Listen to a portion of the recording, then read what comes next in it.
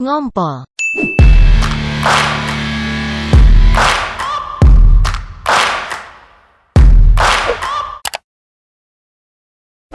Hai guys, apa kabar? Ketemu lagi nih kita di Ngompol, ngobrol politik. Nah kali ini seru banget nih guys, karena kita kedatangan wartawan yang senior banget yang bernama Pastor Alvaro. Selamat siang Pak. Selamat siang Apa Mbak kabar? Dewi, ya baik-baik. Baik, happy banget kayaknya ya. Ya happy ya.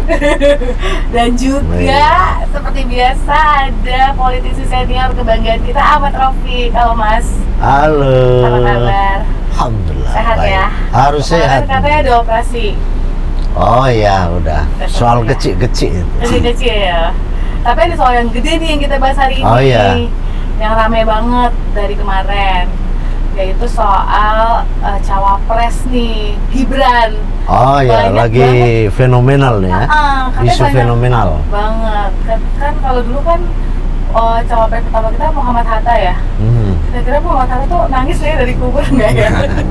Coba lihat kualitasnya, karena banyak banget nih dihujat nih si Gibran ini. Coba kita tanya dulu nih ke wartawan senior kita ya. Ya, ini Gimana penting sih? nih. Kenapa sih kok Ini pasti banyak perspektif. Pantes malah dia bilang nanti kalau kayak gitu Muhammad Hatta bisa nangis dari kubur. Iya, iya. Karena ya memang ini menarik ya kalau kita ngangkat tema Gibran itu sangat menarik karena masyarakat kita semua terlibat dalam perdebatan ini, memonitor semua perdebatan para tokoh, para kalangan partai, kemudian juga komunitas, relawan-relawan itu kan seru sekali. Hampir semua media itu mengangkat masalah pencawapresan Gibran gitu. Memang tadi kalau disinggung, kalau Muhammad Hatta ini tahu bisa menangis. Menangis dalam kubur ini hari ini Menangis dalam katanya. kubur. Ya memang sih kalau dibandingkan ya disparitasnya jauh sekali ya antara Muhammad Hatta sama Gibran, karena Muhammad Hatta ini kan pejuang kemerdekaan, jadi dia benar-benar terlibat dalam proses yang sangat panjang dan sangat keras gitu kan, berbeda dengan sampai kemudian Hatta mengikrarkan dalam kemerdekaan gitu. Nah sementara Gibran ini kan anak presiden dan tiba-tiba kemudian dicawapreskan dalam usia yang masih muda, secara pengalaman politik juga masih sangat minim gitu ya. Nah sebetulnya pertanyaannya itu pencawapresan Gibran ini, ya kan, pertanyaan yang perlu saya ungkapkan ini maunya Gibran sendiri, maunya bapaknya, atau maunya orang-orang inner circle-nya Pak Jokowi gitu. Nah, kalau maunya Pak Jokowi misalnya, itu Pak Jokowi sudah membuat pernyataan yang dimuat di seluruh media, ya kan, bahwa ketika ditanya tentang pencawapresan Gibran, dia sudah membuat pernyataan terlalu muda, terlalu buru-buru gitu kan Pak Jokowi membuat pernyataan-pernyataan yang bahwa dia itu aware, sadar, tidak mungkin anaknya itu dicawapreskan karena masih terlalu muda. Gibran sendiri, saya pernah bertatap muka langsung dan bertanya gitu kan, bukan cawapres, ini soal gubernur DKI kan, informasinya kan dia mau jadi dicalonkan atau dipromot sama PDIP untuk gubernur Jawa Tengah. Saya bilang, Mas, mendingan di DKI aja. Jawaban dia waktu itu, dia bilang begini, ya saya tahu diri lah Pak, ya kan? Saya ini siapa? Jadi saya pantasnya ini ya kalau misalnya mau nyalon gubernur ya pantasnya baru di Jawa Tengah. Itu baru di Jawa Tengah, bukan di Jakarta. Agak mirip ya sama bapaknya. Iya. Suka sen kanan atau belok kiri. Nah iya. Jadi dia itu pernyataannya aja dia seperti itu. Artinya sebetulnya kalau dari apa yang diungkapkan Pak Jokowi, apa yang diungkapkan Mas Gibran, sebetulnya dua-duanya ini punya kesadaran yang baik bahwa untuk pencawapresan Gibran itu, ya kan, untuk ambisi politiknya menjadi cawapres itu sebetulnya nggak ada. Nah sekarang pertanyaannya, kenapa tiba-tiba sekarang faktanya Gibran itu bisa jadi cawapres beneran gitu, bukan cawapres pajangan loh ini beneran karena sudah didaftarkan di KPU. Nah, saya khawatirnya ini adalah ulah orang-orang inner circle-nya gitu. Jadi kalau saya melihat Pak Jokowi nggak mau, ya kan? Gibran nggak mau karena Gibran tahu diri. Pak Jokowi juga sebetulnya orang Jawa yang tahu diri juga, gitu kan? Kalau kultur Jawa kan begitu, dia tahu diri kok, punya tata krama, punya sopan santun yang baik, punya adat yang baik. Tapi ini enggak, ini tiba benar-benar terjadi bahwa Gibran menjadi cawapres beneran, gitu. Nah, ini kenapa? Nah, kalau menurut hemat saya tidak tahu hati sesungguhnya Pak Jokowi, saya tidak tahu hati sesungguhnya Gibran, tapi dalam analisa saya, munculnya Gibran menjadi cawapres ini lebih karena pengaruh yang kuat orang-orang inner circle-nya yang mendorong Gibran itu menjadi cawapres. Kalau orang Jawa itu begitu, disuruh, kalau di Jawa nih ya, apalagi dia orang Solo, Jawa Tengah ya, disuruh makan, itu nggak bisa sekali, Pak, monggo dahar, monggo makan, monggo minum. Itu belum diambil makanan minumannya. Jadi harus 3 kali. Iya, harus 3 kali. Itu baru benar-benar diambil ini. Tapi kalau 3 kali diambil juga. Jadi jangan-jangan diajakinnya 3 kali terus diambil. Nah, gitu. saya kalau menurut kultur Jawa itu ini ya, karena saya juga orang Jawa, kemungkinannya memang ada tapi tipis gitu. Nah, mungkin inner circle-nya ini yang membawa kultur berbeda, dia berani main tabrak gitu. Mau main lompat gitu, nggak usah mikirin orang lain. Kan memang ada kultur yang seperti itu memang ada. Jadi sebenarnya Mas Gibran sama Pak Jokowi nggak gitu, tapi terpengaruh oleh circle. Terpengaruh. Kalau saya melihat terpengaruh inner circle-nya. Oke, ya, nah pengaruhnya ini Jen, mungkin nggak sih ada kepentingan di belakangnya? Misalnya kita tahu kan Pak Jokowi pengen banget supaya IKN itu lanjut. Ya, kalau saya begini ya, melihat bahwa inilah kualitas demokrasi kita hari ini, bahwa demokrasi kita ini baru berjalan dalam konteks artifisial, hanya permukaan, hanya labeling lah, demokrasi yang sifatnya label saja, belum sampai pada substansi. Dan demokrasi kita hari ini itu masih sangat prosedural. Jadi kalau misalkan orang ingin memperkaya diri, mengambil kekuasaan yang jauh lebih besar, mereka melakukan segala macam cara tetapi mengikuti prosedur demokrasi. Nah, hari ini kan ada orang yang mengungkapkan bahwa 3 pasangan capres ini adalah 5 kader terbaik bangsa, yang satu adalah anak presiden. Jadi tidak diakui publik, kurang mengakui bahwa dalam kadar ketokohannya itu Gibran ini termasuk bagian dari orang yang terbaik bangsa ini. Karena memang secara personal Mas Gibran ini juga mengakui bahwa dalam konteks kelayakan memang belum, tetapi ada mekanisme demokrasi yang dalam konteks prosedural itu tadi bisa diupayakan dengan berbagai macam cara itu, maka dia bisa diantarkan. Artinya begini, bahwa demokrasi kita hari ini itu tidak melihat kualitas, belum pada substansi, masih pada bagaimana prosedur demokrasi itu yang penting memenuhi syarat. Nah, tentu gini, kalau melihat fenomena itu, maka Gibran tidak sendirian. Oke, tapi aku tuh balik ke pernyataan Presiden. Ada 5 kader bangsa sama 1 anak presiden. Berarti anak presiden ini di demokrasi kita penting ya?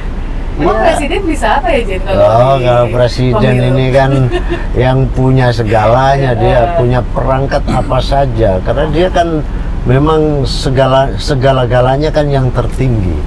Dia sebagai bagian dari pelaksana undang-undang untuk menjalankan tugas-tugasnya sebagai kepala negara dan kepala pemerintahan. Artinya seluruh perangkat kekuasaan itu dalam kendali beliau. Kalau nggak kendali beliau pasti diganti. Maksudnya dia bisa mengendalikan TNI, Polri, KPU. Loh, kalau presiden mau sangat bisa. Kenapa enggak? Berarti kalau dia naruh anaknya, Kalau ya itulah makanya tadi saya sampaikan bahwa Gibran ini tidak sendirian. Ini pasti ada operator yang di luar kapasitas Gibran itu untuk bisa sampai kepada calon wakil presiden. Seandainya, inilah yang menjadi penting, itu harus kita cermati. Seandainya Gibran bukan anak dari presiden yang aktif hari ini, maka tentu dia akan tetap sebagai wali kota hari ini, atau dia tidak akan pernah mendapatkan, tidak akan pernah jadi apa-apa. Dia hanya sebagai seorang pengusaha segala macam. Jadi clear, ini bukan soal suka dan tidak suka terhadap Mas Gibran ya, tetapi ini adalah sebuah realita demokrasi hari ini yang quote unquote dalam soal kepentingan demokrasi yang ada memang sangat tercederai. berarti bisa disimpulkan gini ya, dengan adanya Gibran maju ke wakil presiden, posisi presiden itu sangat penting. Yes. Dan presiden akan bermain, karena kalau presiden nggak akan bermain kan nggak penting juga nih anaknya ada di Ya situ. begini, presiden itu simbol kan. Oke. Dan dalam konteks ini semua rakyat Indonesia, semua apapun berharap ada netralitas di situ. Tetapi bagaimana mungkin beliau itu bisa netralitas karena di situ ada anaknya? Dan? Presiden netral sekalipun, maka yang tadi disebut kroni-kroni yang ada di sekelilingnya ini akan mencari muka, mencari peranan seolah-olah ini adalah bagian dari perintah. Mungkin aparat A dia akan menafsirkan tanpa harus diperintah. Aparat B atau perangkat C atau yang lain semua menafsirkan atas pengaruh dari sebuah kekuasaan yang dimiliki oleh orang tuanya. Presiden boleh bilang bahwa saya netral, tidak memilih siapa-siapa. Dalam konteks statement itu bisa, tetapi dalam konteks realita politik pasti tidak bisa. Bagaimana itu akan bisa terjadi? Sementara yang tadi orang-orang yang syarat dengan kepentingan atas pengaruh sebuah kekuasaan itu pasti melakukan sebuah inisiatif yang sekarang aja sudah banyak terjadi, kita rasakan. Tidak perlu saya sebut, tetapi ya publik bisa merasakan bagaimana suasana hari ini. Maka tentu sekali lagi kita memang diperhadapkan sebagai kita kan seringkali bicara nih soal masa depan bangsa ini ke depan, tetapi rasa-rasanya dalam konteks hari ini saya tidak mempersoalkan yang 5 kader terbaik bangsa ini ya, tetapi yang satu ini akan menjadi ganjalan terhadap masa depan bangsa ini, karena demokrasi kita mengalami penurunan yang menurut saya ini dalam konteks demokrasi cukup membahayakan. Tapi kan kita juga sering membicarakan ya, kalau kekuasaan itu harus diambil dengan segala cara, seperti teorinya Machiavelli. Maksudnya kalau kita pakai teori itu kan sah-sah aja dong kalau Gibran jadi wakil presiden karena kita mau mengambil segala cara untuk menang.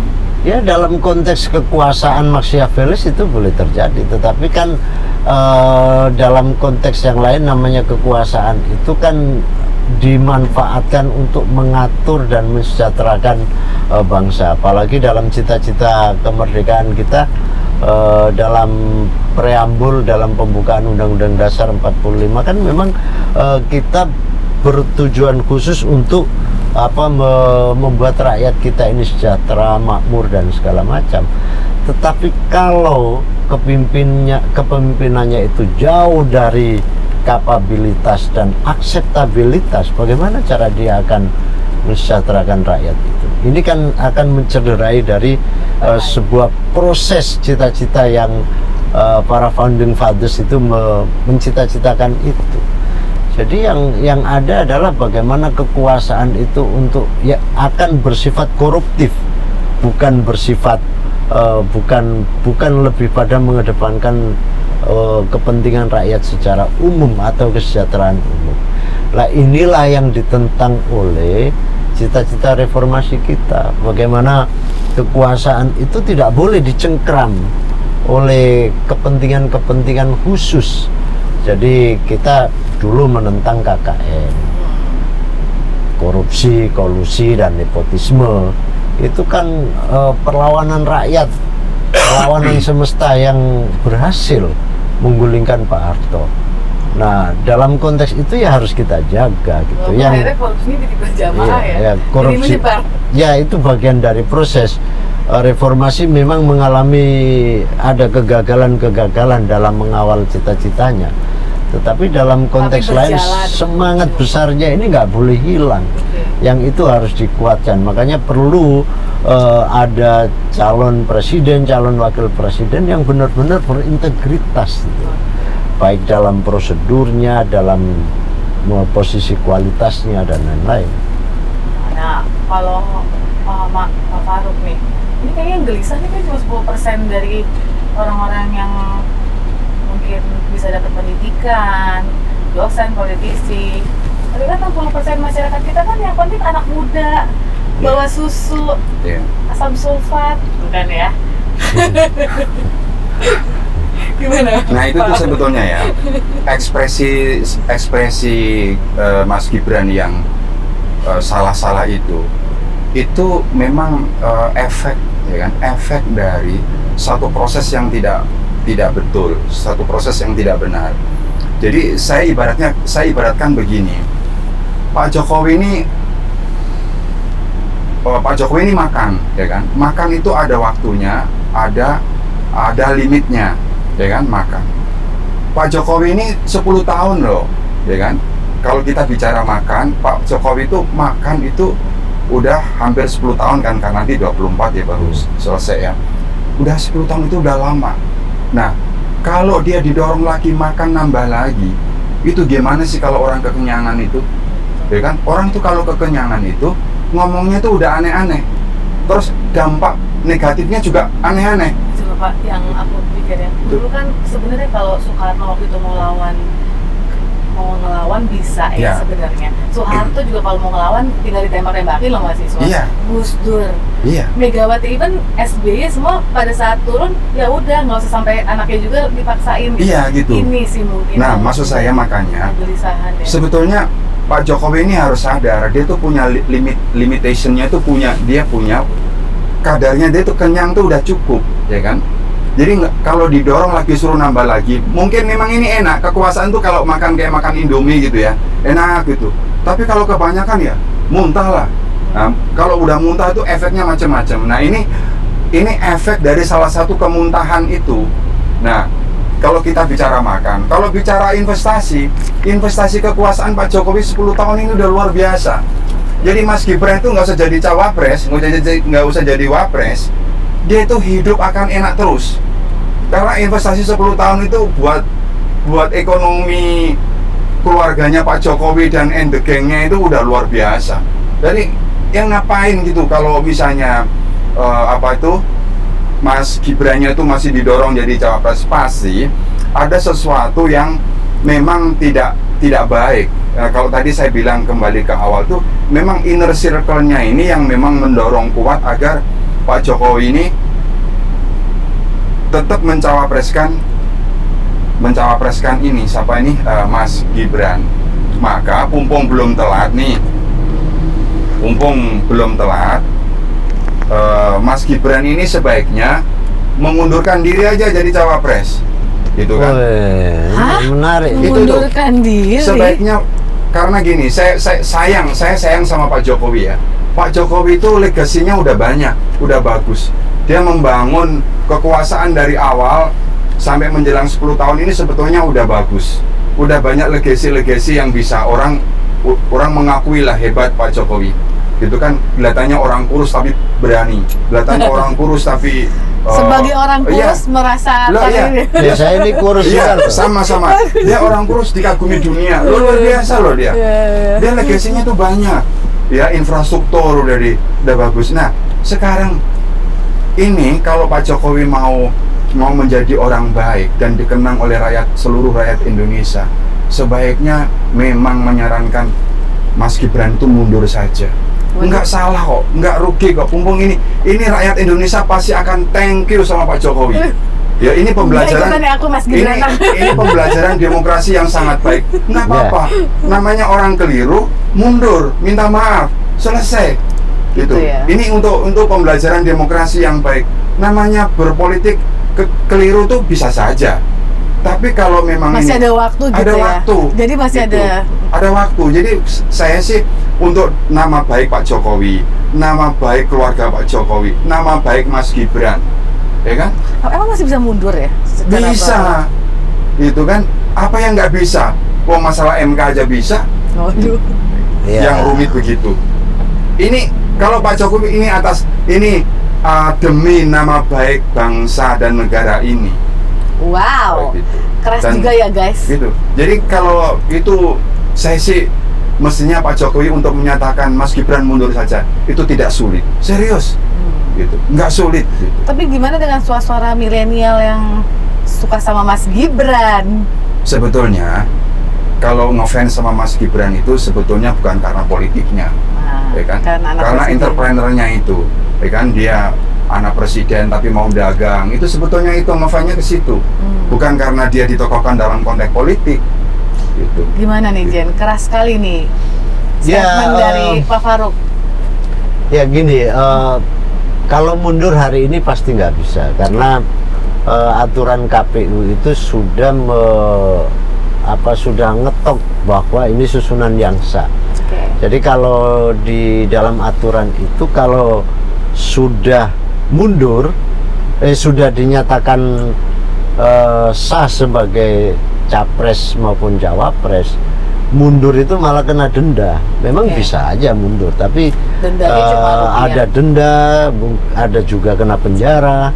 Jadi intinya memang ini sudah sangat rumit. Memang ini sudah sangat terlambat dan kita akan menghadapi konfigurasi politik di 2024 itu sangat-sangat tidak sehat. Kenapa sangat tidak sehat? Karena memang kita dulu membayangkan dengan dengan pengabdian yang totalitas Pak Jokowi yang tadi sudah disinggung itu, yang punya nama baik segala macam, ya sekarang sudah selesai begitu saja. Ternyata Pak Jokowi itu tidak seperti dalam angan-angan rakyat kebanyakan atau rakyat secara keseluruhan yang ingin mengakhiri periodisasi sebagai sebagai presiden dengan baik, dengan husnul khotimah. Yeah. Jadi kalau sudah kayak begini sudah su'ul khotimah, artinya rakyat sudah mulai mencibir dan tentu ini kerugian besar terhadap Pak Jokowi. Nah, dalam konteks yang kedua memang netralitas itu gini, logika politiknya Pak Jokowi nggak bergerak, seluruh perangkat yang lain nggak bergerak pun tetap dibilang berpihak. Ya. Kenapa? Karena peristiwa atau rentetan peristiwa naiknya Gibran menjadi calon wakil presiden itu sudah cacat moral. Kenapa cacat moral? Ketua MK sudah dinyatakan bersalah, maka dia diberhentikan, dipecat sebagai ketua. Itu cacat moral, bukan cacat prosedural. Kalau prosedur oke-oke aja, bener aja. Ada yang melakukan judicial review lalu diputuskan oleh sang paman, itu benar. Tetapi secara etik itu melakukan kesalahan yang sangat fatal, maka dia diberhentikan. Itu sudah cacat secara moral dalam konteks demokrasi. Proseduralnya benar. Nah, dalam konteks inilah maka memang mau nggak mau Pak Jokowi duduk manis pun seluruh orang yang ingin mencari muka pun pasti akan, saya sudah berbuat loh Pak Presiden, kira-kira begitu, dan mereka ini pasti akan laporan. Enggak, dan sebenarnya Gibran tuh juga rugi loh. Ini kayak seolah-olah Gibran bukan tokoh bangsa. Padahal kan Gibran bisa loh jadi tokoh bangsa kalau sedikit aja bersabar ya, mungkin jangan 5 tahun ini, 5 tahun depan. Iya, tetapi ya karena ketidaksabaran politik yang dimiliki oleh dalam tanda petik keluarga, itulah yang merusak masa depan Mas Gibran. Maka Mas Gibran itu dalam konteks pemilu ini harus menang. Tapi Kalau nggak menang jadi kodok dia. Betul, dia akan selesai dalam konteks masa depan politiknya. Karena dia kesana kemari dia menjadi Cibiran. bahan cibiran oleh publik dan Iya. dia menjadi wali kota kan kita juga udah tahu bagaimana peristiwa politik yang diungkap oleh misalkan Pak Rudi, oleh teman-teman di PDIP. Ya itu memang tidak secara natural. Jadi kalau Prabowo dan Gibran tidak menang, yang mengalami kerugian besar dalam konteks masa depan ke depan adalah Gibran. Tapi ini masalahnya bukan masalah menang apa kalah ya. Kalah ajur, menang juga ajur. Iya. Gitu. Kalau menurut Tapi ada yang serem lagi ya, takutnya Pak Prabowo kan kenapa-napa. Ini jadi wakil presiden aja udah rame ya guys, makanya Pak Prabowo jangan sakit-sakit, sehat-sehat terus Pak. Karena kalau sampai the worst thing happen terus dia yang jadi presiden, namanya juga orang kedua kan menggantikan orang pertama ya. Lebih rame lagi Pak Prabowo, jadi jaga kesehatan Pak Prabowo. Masa itu bisa juga jadi nanti kayak Korea Utara kan? Kenapa tuh? Kim Jong Il wafat, kemudian anaknya umur 27 tahun yang menggantikan itu kan Kim Jong Un. Tapi itu kan monarki ya, itu kan monarki. Kalau kita ini kan republik, jadi beda gitu. Ya, tapi whatever lah. Kalau Mas Gibran misalnya tadi yang Mbak Dewi bilang karena Pak Prabowo itu, ini kan kita bicara seandainya, worst case scenario.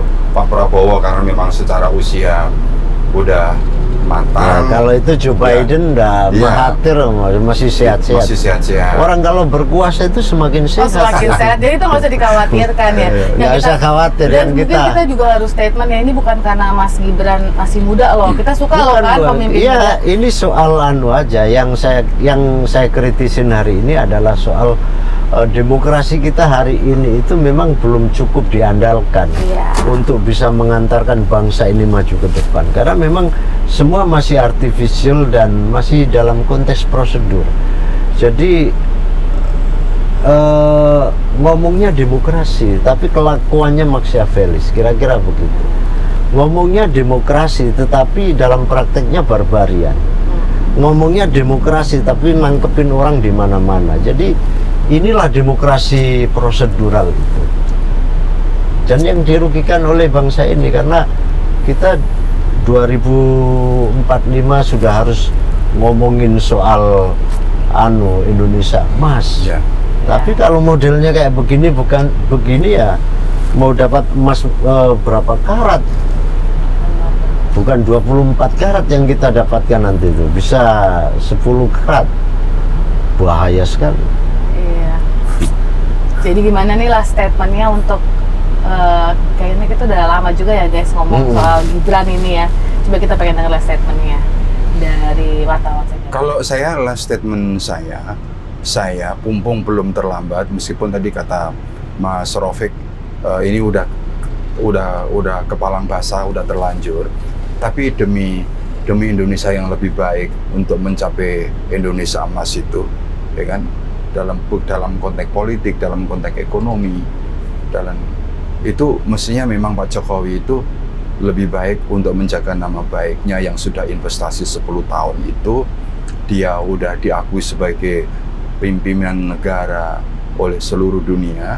Sudahlah, menurut hemat saya nih ya, saya pendapat pribadi saya, sebaiknya Pak Jokowi menyarankan Mas Gibran mundur. Itu akan lebih baik.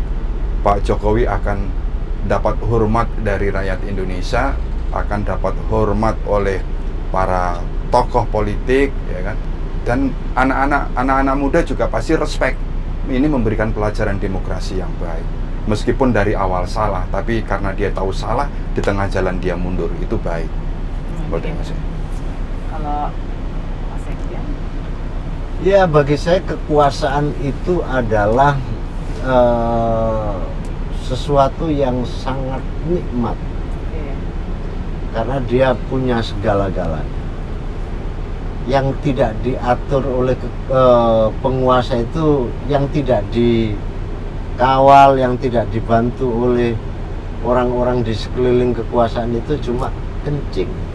Kalau presiden mau kencing atau kalau gubernur mau kencing, bupati mau kencing, Enggak ada yang layanin. Tapi ditungguin di luar, ditungguin. Semuanya dilayani. Kekuasaan itu memang Luar segala-galanya. biasa ya. Nah, tetapi ingat bahwa dalam setiap kekuasaan itu ada janji, ada tugas yang harus ditunaikan, ada sebuah keputusan dan harapan yang diinginkan oleh rakyat.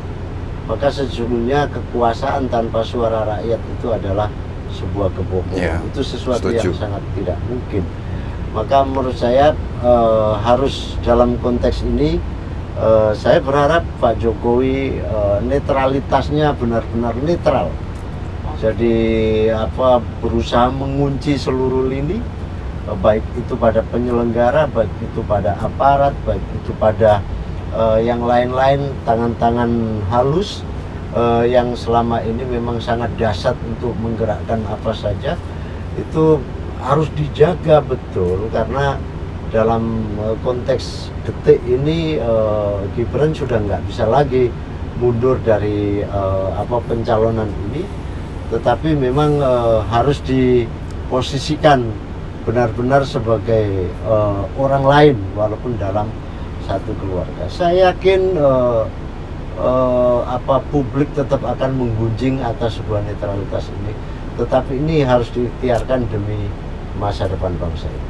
Oke guys, udah dengar dua komentar untuk lebih ke Pak Jokowinya ini ya, supaya menyarankan Mas Gibran mundur, ataupun kalau nggak mundur tolong jadi netral gitu ya. Ya mudah-mudahan bisa jadi suatu bahan masukan untuk Pak Presiden dan buat kalian semua yang nonton tentang gimana sih kondisi politik kita, siapa sih calon capres dan cawapres kita gitu ya guys. Tetap suka politik dan jangan lupa nyoblos 14 Februari. Yes. Tetap nonton ini ngobrol politik. Bye Ya. guys. Good.